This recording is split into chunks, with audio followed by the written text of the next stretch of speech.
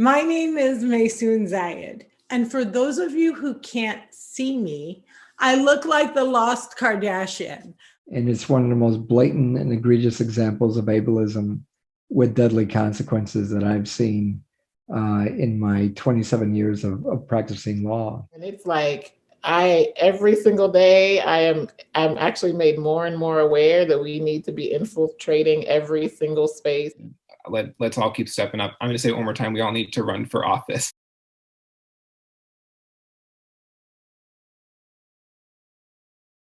Welcome, and thank you for joining us this afternoon. This is Emily Blum speaking, and I'm the Executive Director of Disability Lead. And it's so exciting to say our new name, Disability Lead, out loud and to be able to share it with all of you.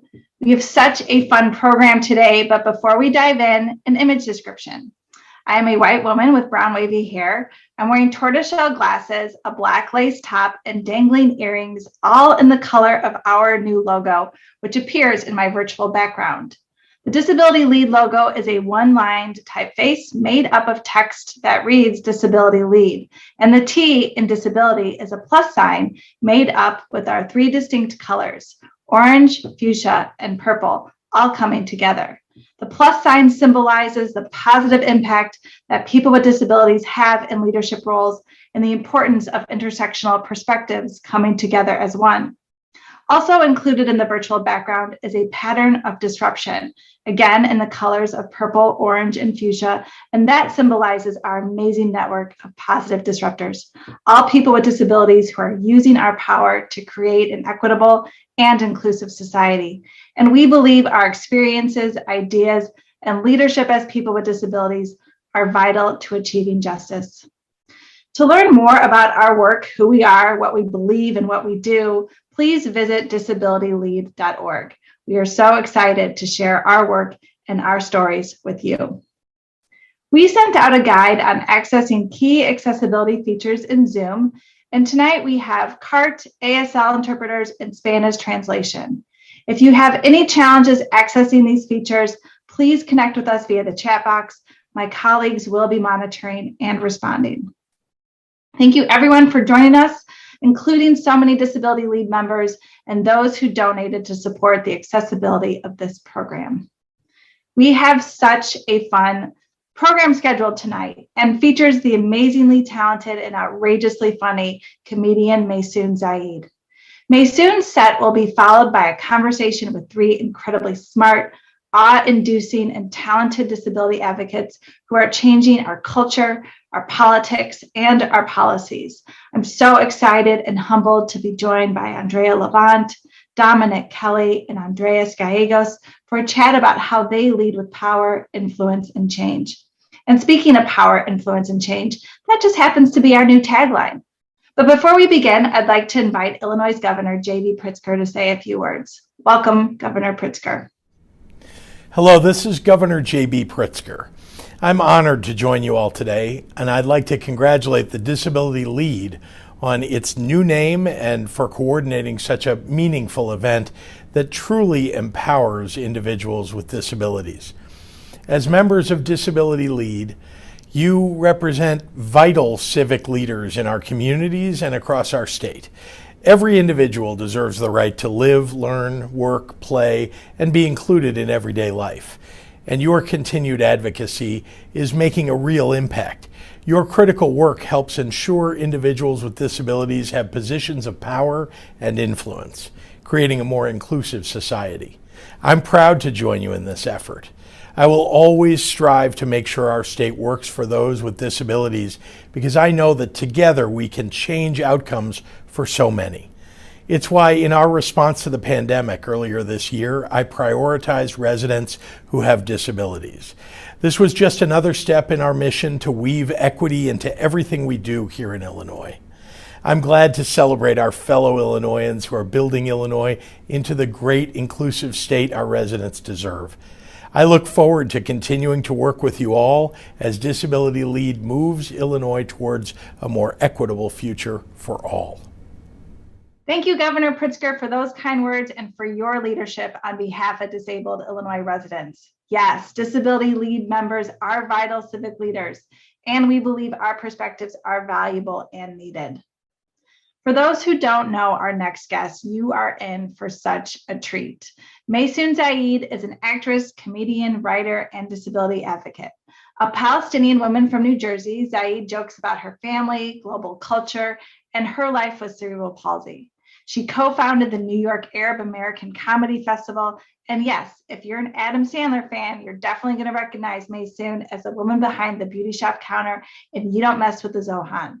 Without further ado, please welcome Maysoon. Hello, my name is Maysoon Zayid. And for those of you who can't see me, I look like the lost Kardashian. I have long black straight hair, cinnamon skin. I am wearing completely inappropriately sparkly lipstick. I'm sitting in front of a bookshelf covered in books that I shall never read, but my friends sent me them for free, so I feel like I have to promote them. And I'm also sitting in front of a giant evil eye to protect me from people who are jealous. So what I just did there is called an audio description. And in our new virtual live hybrid world, it's really nice to, when you're doing a meeting, a panel, a conference, whether live or online, to take a moment and describe yourself. Now, why would we do that? We do that so that people who cannot see, so that people who are either blind or can't afford the technology to have video streaming can participate by knowing who we are and what we look like. So now that my audio description is out of the way, I'd like to tell you my origin story. My mom looks like Julia Roberts and my dad looks like Saddam Hussein. And the doctor who delivered me was drunk. As a result, I have something called cerebral palsy, CP. It's a neurological disorder that manifests itself differently in everyone. In my case, I shake all the time. So I shake it. I shake it. I shake it like Taylor Swift, but I shake it like Taylor's version, not Scooter's. But I don't want anyone to feel bad for me because I got 99 problems and palsy is just one. In the oppression Olympics, I would win a gold medal. I'm Palestinian, I'm Muslim, I'm a woman of color, I'm disabled, I'm divorced, and I live in New Jersey. If you don't feel better about yourself, maybe you should. So when I was born, the doctors told my parents I would never walk. Now, let me be very clear. There's absolutely no shame in not walking or using any mobility device you feel frees you. We are told too often, don't use that wheelchair, don't lean on that crutch, don't use that cane. If you do, it will make you deteriorate. This is false. There is no shame in using mobility devices. They do not make us deteriorate. Quite the opposite. Forcing ourselves to live in pain, forcing ourselves to push ourselves to physically do stuff that is that difficult for us will cause us to deteriorate. Choose any mobility device or no mobility device. Whatever makes you feel free is the right choice. But I was born before the ADA was signed. I know. This is impossible to believe because cinnamon don't crack, but it is true. I am older than ADA 25 and ADA 30. So my dad was determined to teach me how to walk, and he had a mantra, and his mantra was, "You can do it. Yes, you can." And he had two ways of teaching me how to walk. The first was to place my feet on his feet and just walk. I walked miles on that man's shoes. His second technique was to dangle a dollar bill in front of me and have me chase it. My inner stripper was so strong, I was running in stilettos by kindergarten. You know, I've had so many people come up to me and say, "You are so brave. I am so inspired. If I were like you, I would kill myself." That is not the compliment that people think it is. And I am here to tell you that disabled lives are worth living. And actually, there are perks to being palsy. One of the best perks to being palsy is never having to stand online. And in the before time, one of the greatest places to stand online was Disney. I used to love to go to Disney as a child. I would ride Space Mountain like 15 times, come back out, find a kid that was like a mayo in the sun, just like sweating online, about to go down like a ton of bricks under the sign that said 2-hour wait from here. And I'd be like, hang in there, kid. It's totally worth it. I just went on Space Mountain 15 times. But there was a ride that I loved even more. It was called the Mad Hatter's Tea Party. And you would sit in a teacup and they'd spin you around really fast. And every time I rode that ride, when I would walk off, I would walk straight for like 6 minutes. I was like, oh my gosh, this really is the most magical place on earth. But it all went bad. A bunch of people started renting people with disabilities so that they could cut the lines at Disney, and they got caught. And now nobody's allowed to cut the lines. It's no longer the happiest place on earth. And I just wish that I could have been one of those tour guides before they got caught, because I would have made it a teachable moment. I would have taken the kids aside from their parents, and I've been like, hi, Timmy and Sally. I wouldn't care what their names were. I'd just call them Timmy and Sally. I'd be like, hi, Timmy and Sally. Mommy and Daddy did a very, very bad thing. And you're just one little accident away from being just like me. So hold on tight, kids. Now, who wants to go on Space Mountain? Disability does not discriminate. You are welcome to join us at any time, regardless of race, religion, ethnicity, gender, age, economic class, or who you love. Everyone is welcome. I think we should all be a lot more like disability, don't you?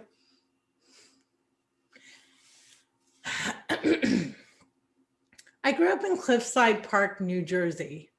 So my hometown and my disability have the same initials, CP. I was one of 6 Arabs in a town of 33,000 Italian Catholics. And I've had the same best friend since I was in kindergarten. I was never bullied. I was never made fun of. My best friend Tina would take me to midnight mass and show me off. And she would say, she is from where Jesus is from.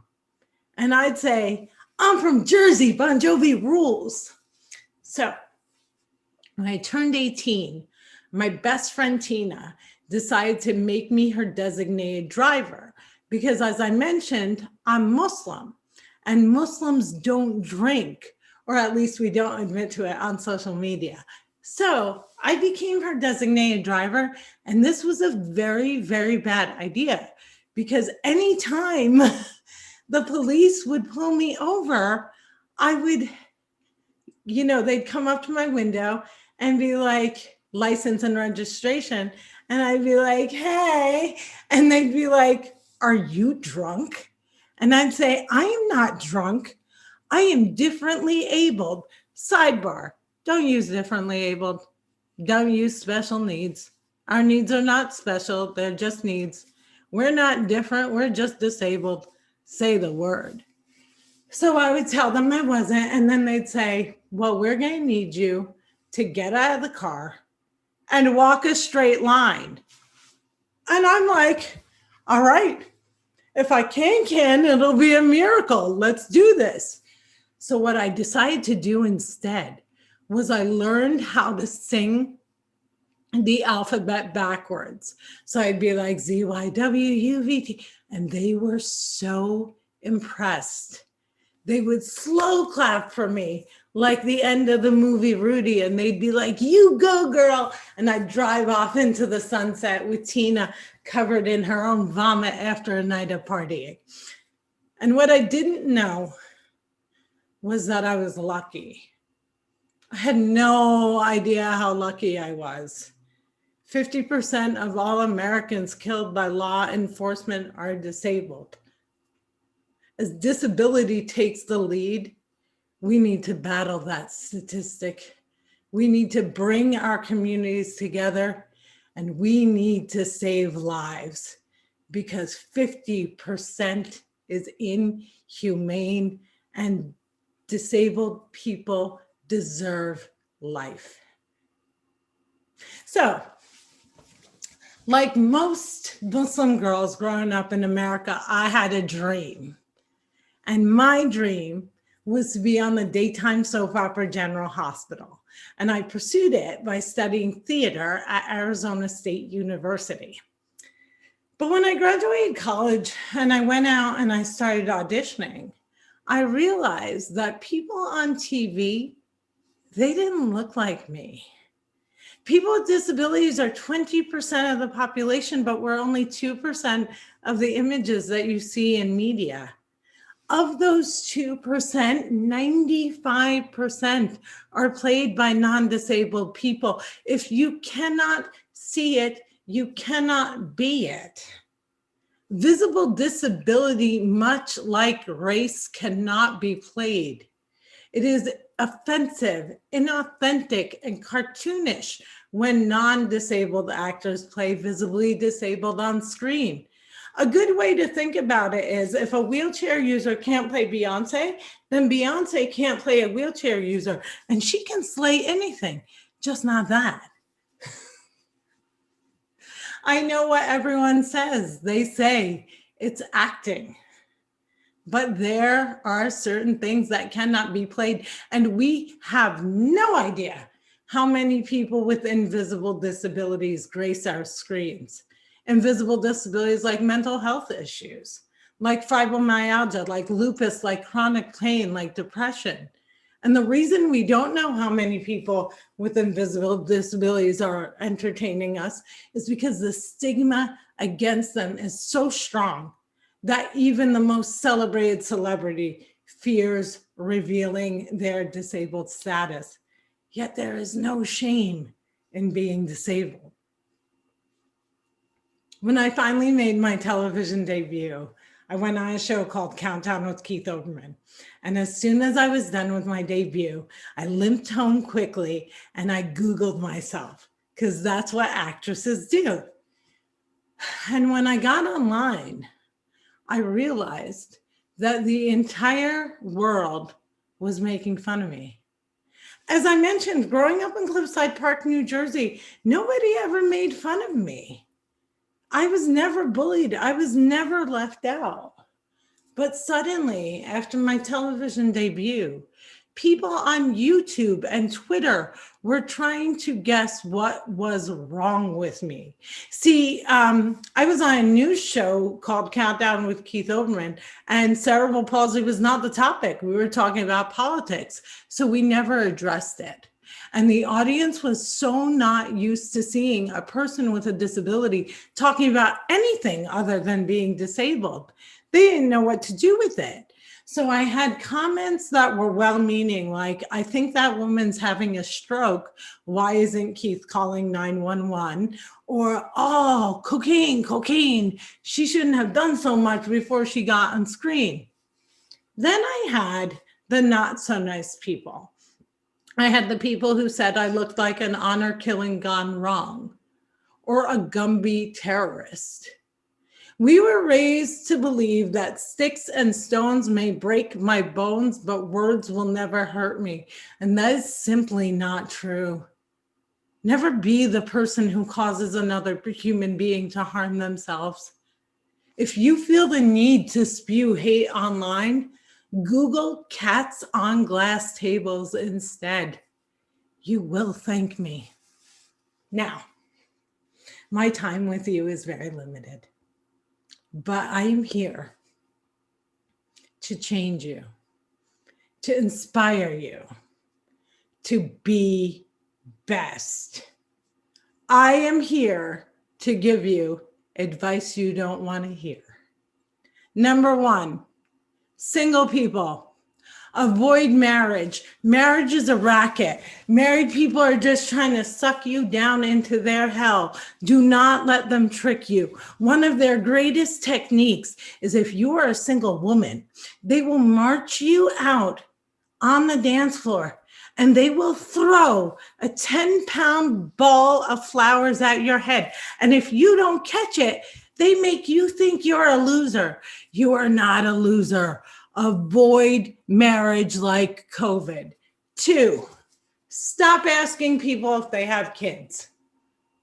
If you don't know the person that you're talking to well enough to know whether they have kids or not, it's none of your business. You have no idea what the person across from you has been through. Maybe they had a miscarriage that morning. Maybe they ran out of money and can't afford another round of IVF. Or maybe, just maybe, they never wanted to have kids. Maybe they wanted to have a cat named Beyonce. Did you ever think about that? No. Oh, and fun fact, people who have children will always tell you, you never have to ask. They're like Timmy and Sally immediately. But there's one question that is even worse that you should never ask another human being. And I know what you're thinking. What does this have to do with disability? Everything, because every community intersects with the disabled community. So if we talk about marriage, we're talking about disability. If we talk about reproductive rights, we're talking about disability. If we're talking about inclusion and talent, we are talking about disability. So as I wrap up my talk about disability, I warn you, never, ever, ever ask another human being if they are pregnant. The only time that is a valid question is if you see a skull coming out from between their legs, then do your thing and call 911. I have one of those bellies that always looks like I'm 5 months pregnant. So people are constantly asking me if I am. So like, for example, in the before time, I used to tour 200 days a year. And whenever I went through TSA, I was always random. So the TSA agent is patting me down and she goes, is it a boy or a girl? And I said, it's Doritos, Cool Ranch. Thank you all so much for joining me today. Thank you for supporting this unbelievable, incredible organization as they revamp and re-empower. And I would like to leave you with this. The world is broken, but we can fix it. We can fix it by saying no to arming violence worldwide and saying no to violence against women. We can fix it by saying no to being an internet troll and no to raising an internet troll. And we can fix it by saying no to being silenced. Your voice is your weapon against injustice. Disability rights are human rights. I beg you, use it. My name is Maysoon Zayid, and if I can, you can. Thank you, Maysoon. That was so funny and so much fun, and we have a lot more fun in store for all of you. And I am particularly excited to share with all of you, for the first time, our video, We Are Disability Lead. You know, we have worked so hard on our rebrand, and I just want to give a special shout out to our staff, our board of directors, and our many, many funders and donors who have made all of this possible. In our video, we share in ways that are fully accessible the story of our work, our organization, and our network of positive disruptors who are leading with their disability identities to create better, equitable, and more inclusive communities. We are Disability Lead. People of diverse races, ages, genders, and with visible and invisible disabilities at meetings and work sessions appear throughout the video. Over the images, 2 L shapes, one upright and one flipped, move from the corners of the frame to lock together, creating a plus sign. The words Disability Lead appear. The plus sign replaces the T in disability. The plus sign image appears between the words Power and Nakia Green. She is a Black woman with an invisible disability. She's leading meetings, working alongside others, and speaking into a microphone. I am Nakia J. Green. I am a leadership development, organizational development, and diversity, equity, and inclusion consultant. It took me 10 years to identify as a person with a disability. There is such an emotional journey that you have to go on. The moment that I connected with my disability, the moment that I connected with Disability Lead, it changed the trajectory of my life, the trajectory of my work. The best future that I envision is one, ensuring that we understand who we are, what we were created to do, and that we have the power and the ability to do all of those things.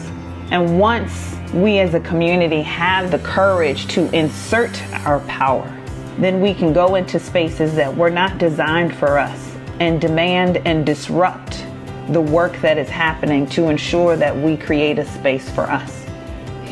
It is time for leadership to share power. It is time for organizations to place power in the hands of people with disabilities. If we want to see the change, we must be the change, and we must demand the power necessary to create the change. The plus sign image appears between the words influence and Andreas Gallegos. He is a Latinx man using a power chair and is shown working with others in professional settings. I am Andreas Gallegos. I joined the disability community 24 years ago as a result of a horrific automobile accident. In a fraction of a second, I joined this beautifully diverse community. It was as a result of my own personal experiences with discrimination that launched me into this area. A pair of eyeglasses on a desk. Shortly after I was injured, I was denied eye care examinations because I couldn't transfer independently from my wheelchair onto an examination chair. The same thing was happening at my doctor's office. An empty doctor's office with an exam table. My doctors had no way of transferring me onto the examination tables. And it struck me that it just wasn't happening to me. It was happening to everyone else like me. And I knew that I needed to do something about it. The training of future leaders with disabilities is so critically important to ensure our presence at tables where decisions are being made about us. At Disability Lead, we've mastered the art of helping persons with disabilities embrace and own their own disability. And that, I believe, is the predicate for us to be able to achieve our dreams, to ascend to positions of influence and to positions of power. The plus sign image appears between the words change and Rachel Arfa. She's a white woman and she is in conversation with small and large groups of people. I'm Rachel Arfa. I'm the first Deaf Commissioner of the Mayor's Office for People with Disabilities. I am the highest rated deaf person in city government nationwide. I'm changing what government looks like and what's possible. I've dedicated my life to make a change in my professional and civic life as a civil and human rights attorney to create a more accessible, equal world for all people with disabilities. Photos of the cityscape of Chicago, an accessible City of Chicago bus, people with disabilities entering an elevator, and a flyover of Chicago neighborhoods.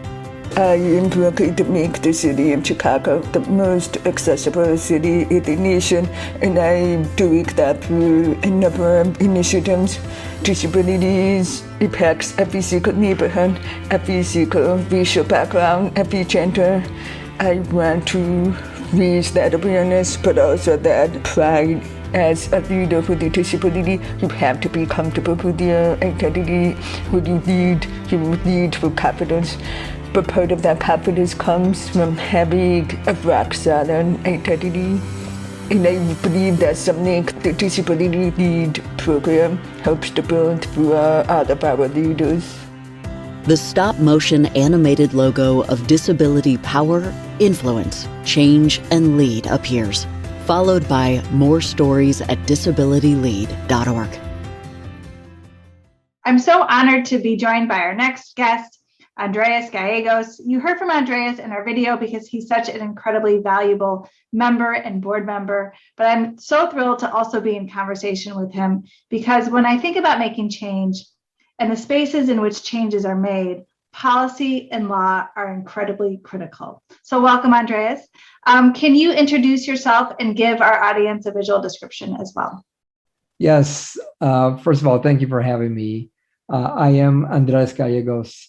I am a disability rights attorney here in Chicago with the law firm Robin, Solomon & Pat, where I lead and direct our law firm's national disability rights practice.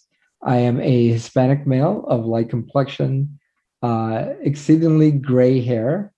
I wear glasses, black frame glasses, and this afternoon I have on a French blue shirt with a gold tie. Wonderful. You know, I think when I invited you to our event tonight, I positioned our conversation as upbeat and fun. That said, I do want to start on a somewhat somber note. You know, for many disabled people, 2020 and 2021 were among some of the hardest and most heartbreaking. And the idea that our lives and bodies are not valuable or worth saving was both ugly and pervasive. You are on the forefront of a legal battle to uphold the basic human rights of disabled people. So can you talk about that case and what are the lasting possibilities from that?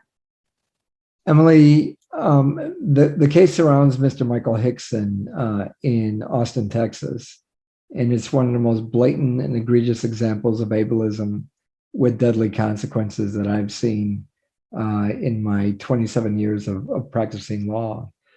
This unfortunately is a story about a life not worth living, a person not worth treating.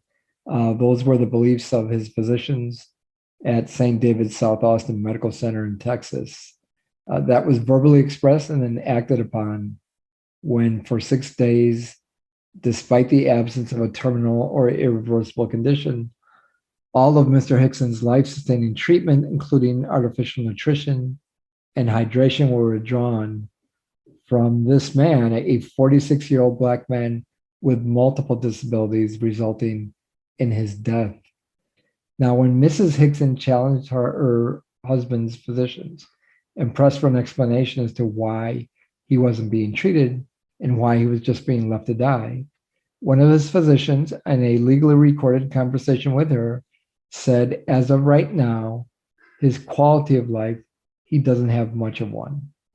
And when she further pressed for an explanation, the physician stated that because of his paralysis and his brain injury, he has no quality of life. The physician then distinguished Mr. Hickson from other patients that he was treating aggressively for COVID-19. And the physician said his quality of life is different than theirs. They were walking, they were talking.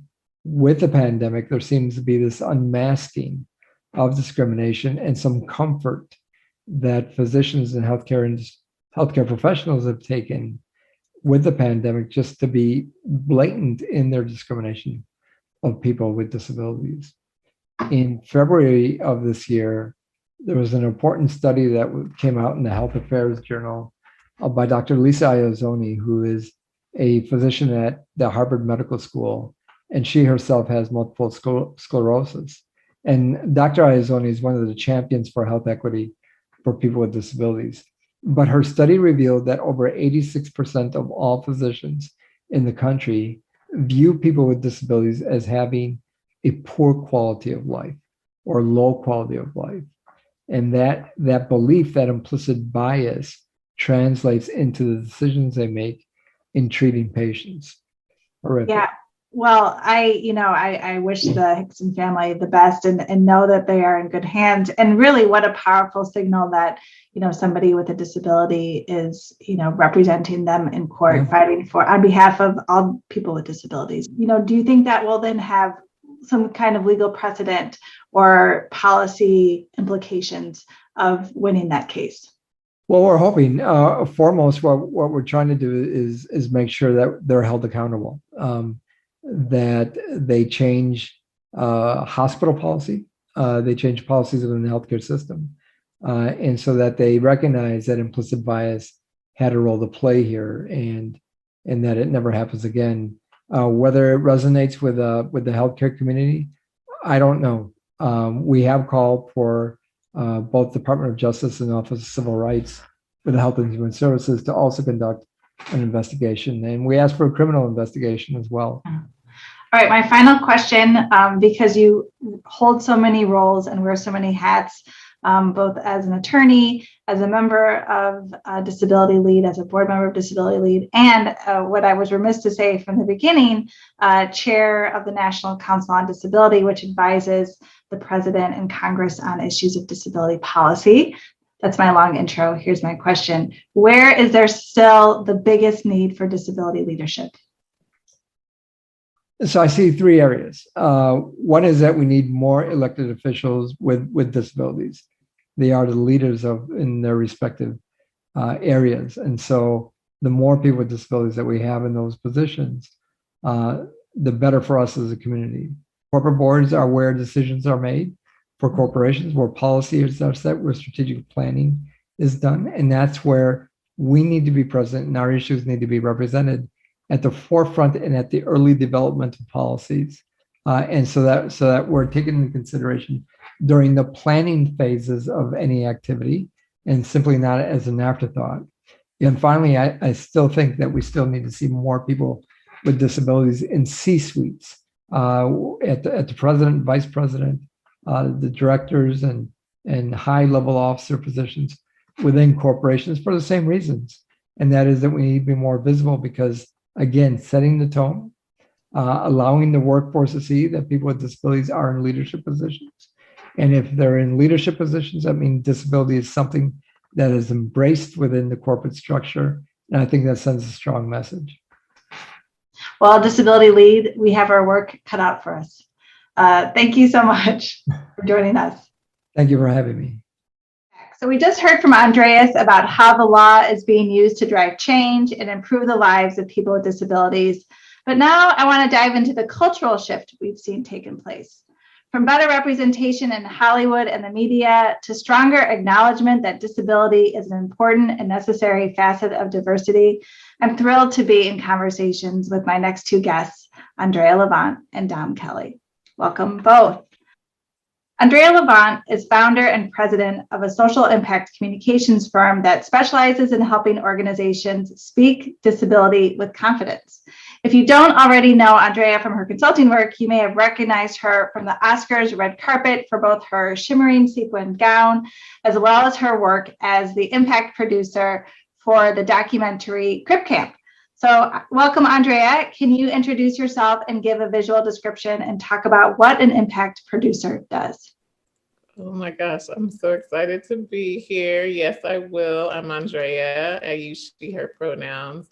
I am sitting in my living room office with a variety of decor behind me, including a teal couch with some pillows and some signature silver glasses that you can see. I am wearing a t-shirt that says disability is an intersection, and it actually has a Black woman with an afro. You can't see that she's sitting in a wheelchair. And I'm a Black woman. I'm wearing cat eye, orange and tan glasses. My hair is in a straight bob just below my chin, and I've got some lavenderish lipstick on. And sure, so an impact producer, the role is really to take the messaging of a film, in this case for Crip Camp, and to affect social change, to say, okay, we have this incredible, work that's been done, but how do we then really bring it out into the community and make it more than just kind of a standstill thing, but something that ultimately, leads to better and greater and all of the things. So that's what our goal was for Crip Camp, was to take that messaging. And we had a variety of kind of specific goals. One of them included cross movement building across different, social justice movements. One of them was to kind of resource and connect emerging leaders, which is what we did through our Crip Camp virtual experience last summer. And then also to rejuvenate and kind of revive those of us that have been in the movement, for a while now, and kind of reconnect us, which I think we all needed, especially because of the pandemic. Well, thank you for being here and welcome. And I'd also like to welcome Dom Kelly, who is a political and fundraising professional and disability justice advocate at Fair Fight Action, which is Stacey Abrams' organization to protect voting rights. Dom, can you introduce yourself, give a visual description, and talk about the connection between disability, voting protection, and why fighting voter suppression is so needed? Thank you. I'm Dom Kelly. I use he, him pronouns. I am in Atlanta, Georgia. I am a white man with brown hair, a beard and mustache. I'm wearing a gray blazer over a white button-down shirt, sitting in front of a plant and some of my favorite records on the wall behind me. First of all, I'm so thrilled to be here and talking to two people that I really, really admire. So thank you. At Fair Fight Action, we focus on advocating for voting rights for all eligible voters in the country. And right now we've seen a large-scale attack on voting rights across the country at the state level. And so work is extremely important for all voters, but particularly for disabled voters. There already is voting can be inaccessible for disabled voters already. And we've now seen over 400 voting bills introduced in 47 states this year. And many of those bills have implications for people with disabilities. So it's incredibly important that we include disabled people in the conversation about voter suppression. And the time is really now. So that's the work that we're doing at Fair Fight Action on the Disability Council. Andrea, the thing that strikes me about Crip Camp is the visibility. And for so long, stories of disabled people were either untold or they were told through the perspectives and voices of those who aren't disabled. So to see this movie get the attention that it got, to see the Crip Camp crew at the Oscars, to see you in full glow up, and Goji, your service dog too, and to see that Oscars stage included ramps and other details for accessibility was just mind-blowing.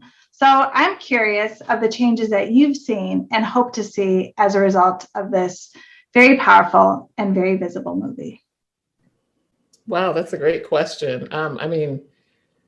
It was pretty, I still am kind of like speechless about the whole experience, especially, what people don't know is what had to happen. As we all know, none of that stuff magically appeared. It wasn't like, oh, all of a sudden, Jim and so many others involved with the film, with the Academy, and obviously leading up to from the very, when they began working on the film and connected with Netflix, there were things that they insisted upon, everything from, quality audio descriptions to the transcript for deafblind folks for the first time. Haben Girma talks about this being the first Netflix film that she was actually able to watch. And then, they incorporated image descriptions. And so for me, and I think for those of us that have kind of watched the evolution of the journey, it's it's incredible to have the visibility of the film itself, but really it's about the systemic changes that we're seeing that will, I mean, it like we said, the Oscars is like, it's the cream of the crop, right? I mean, you don't get any bigger than that. And so the fact that if the Oscars had a ramp, everything else, every award show, every event that comes thereafter, if they set the bar there, then it's like undoubted that it has to continue. They can't go backwards. And so that, we've seen that in, working with Netflix, and now we had an opportunity as a firm to train them on image descriptions for, the rest of the, moving forward in terms of the work, the projects that they release. And so I think, that's the change, as they say, the change that we want to see. And so the Academy was incredibly, they were great. And even being there, we felt really welcome in a way that I honestly didn't expect. I think that as a Black disabled woman in particular, it's rare that I feel like, I can be completely Andrea in a space. And it really, I mean, as they say, the pun of they rolled out the red carpet, right? It was actually true, not just, and we all know, and it was called out on Twitter, that there was more improvements that need to be made. So I'm definitely not trying to, skirt over the fact that there's more that needs to be done. And even some of the, the problematic work that was elevated and stuff like that. But it definitely opened the doors. And I will say it wasn't like it opened the door and then we'll revisit it next year. I mean, it has literally, the conversations that we're having because of the fact that sparked these conversations around just representation in Hollywood and, in front of and behind the camera, and even, working with the Academy moving forward on that. I mean, just so many things that it brought to light in a way that I'm excited about. And in particular, what I alluded to as a, from an intersectional approach, I think that there's huge opportunities for, representation that is more reflective of our, the multiple identities that we hold as disabled people. There's so many more stories to be told. Absolutely. Yeah. Dam, what I think was so powerful about Crip Camp is that it revealed that the political is personal and how stories of people's experiences can change the world. Can you talk about Fair Fight's work to collect stories of voter suppression and how that will be used, and why specifically disabled voters are so important to that effort? Absolutely. So what you just said is really important to just say again that stories matter. And when we're talking about legislation that will help protect the right to vote, it's not just about legislation. It's about how it affects people, and so disabled people have to have to be able to share their stories. So we are collecting stories from voters across the country to be able to help advocate specifically for federal legislation, the John Lewis Voting Rights Advancement Act in particular.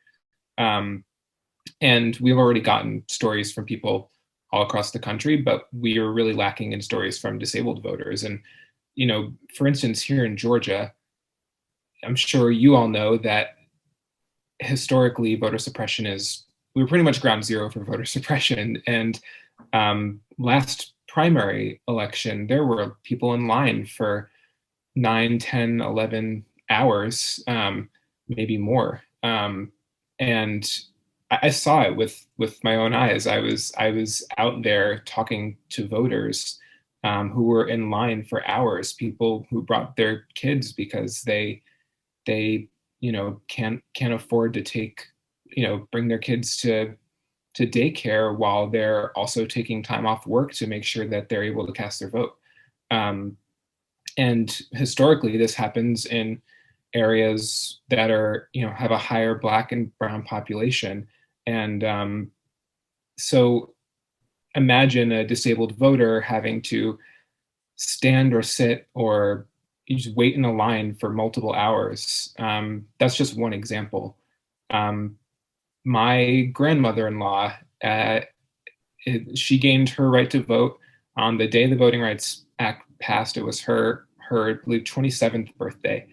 And for the first time, she was unable to vote in the primary election here in Georgia because she didn't get her ballot, her absentee ballot application that she requested. And she would not vote in person because she is immunocompromised and was unable to, in the middle of a pandemic, go and go and cast her ballot.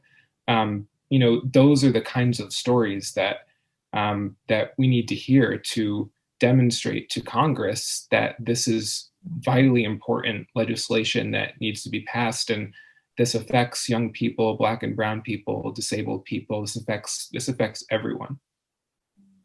I mean, it was stories that helped pass the Americans with Disabilities Act more than 30 years ago. So absolutely. And I think we're going to be able to provide a way for folks to get involved. So please check that out. Share your story if you've experienced voter suppression. What really strikes me at the heart of these storytelling efforts, whether it's Crip Camp or Fair Fights work, is the importance of building community. And keeping folks connected and our stories alive. So, Andrea, how do we sustain these communities, and how do we continue to grow these communities in this moment as we think about returning to quote unquote normal life? It's all right here. It is really being transparent, I think, about our stories. It is finding.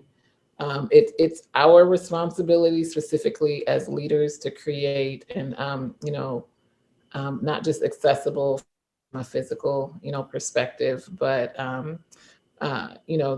the spaces that make people feel like they belong there, where we have considered them proactively, not reactively, that we have put, things in place where we're asking questions and that we're acknowledging one another's individuality as well.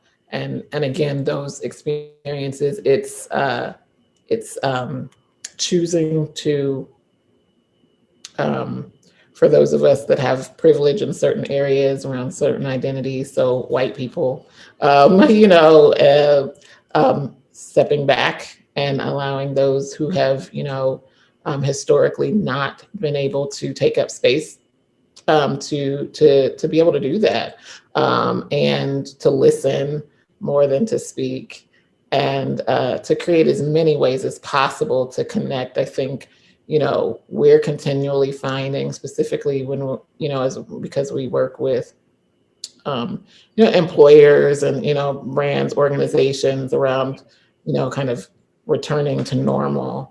And so we're continually having to caution them around that, because it's, things like no more, virtual this and no more, we don't have to do it. And the fact is, it made it so, connecting with you all, how would I have done, think about it, meeting Emily, meeting Dom, meeting all these people that I've met over the past year, sitting here in Tempe, Arizona, it would not have happened. And so we have to continue to cultivate community in ways that allow people to bring their whole selves and to do it in ways that are not if it has to be done this way. But,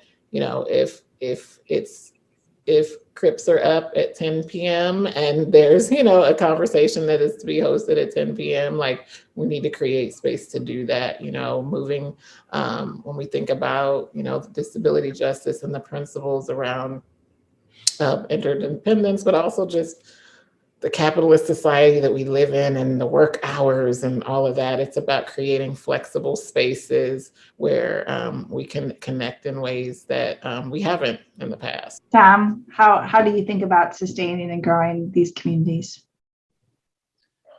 I think, I mean, what Andrea said is spot on. It's connection, continued connection. I think it's important that I know for myself as a disabled person, I have sometimes resented the fact that I have to educate people who are not disabled. But I do think it's incredibly important that we also have allies, so that when we're out in the world advocating for ourselves, that we have other people in that fight. So I think it's continuing that connection with each other, and making those connections with others and bringing them in and saying, this is what disabled people look like. This is how we operate in the world. These are the barriers that we face. I grew up with I have cerebral palsy. My identical brother has cerebral palsy. My fraternal triplet brother, who passed away when I was 6, also had cerebral palsy. I grew up with disabled people. My mom was an advocate. Like, this was my whole world. And I have met disabled people who have never met another disabled person in their life. And I have met non-disabled people who have never met a disabled person in their life. So I think it really is about making those connections within our community and outside. Yeah. Well, I'm just so grateful and thankful to be joined by you guys. Earlier, we were joined by Andreas Gallegos. All three of you are incredible leaders. And so my final question, and Andrea, we'll start with you, is where is there still the biggest need for disability leadership? Where do we need allies? Where? I mean, it's everywhere. We're not there yet. It's just that, you know what I'm saying? It's just that simple. I think that for those of us that are, deeply entrenched in the community work, sometimes we think that like, oh man, like where else are we going to go? And it's like, every single day I'm actually made more and more aware that we need to be infiltrating every single space. There's just so many places for us to be, and we need to be there, and we need to make sure that it doesn't look like the leadership doesn't look like it has historically within our community. Mm-hmm. Amen. Tom? Rebecca Coakley told me, we have to create our own spaces because oftentimes they're not there for us. And like that is she probably said that in much better words than I just did. But that stuck with me. And I think we've got to keep creating those spaces. We've got to run for office. We desperately need to run for office. We need to be running tech companies to make sure that websites are accessible. Like we need to be creating these spaces for ourselves. And I think, there are some really killer people who are doing that work already, but like, let's all keep stepping up. I'm going to say it one more time. We all need to run for office. We need more disabled people in office. What a wonderful night. Thank you so much to Governor Pritzker, to Maysoon, Andrés, Andrea, Dom, and thanks to all of you for joining us this evening as we debut our rebrand and reintroduce ourselves as Disability Lead. Please connect with us at disabilitylead.org, sign up for our emails, follow us on social media, support us financially if you can. It would mean the world. We will be back with more events and conversations just like this over the summer. But until then, follow along. Thank you and have a wonderful evening.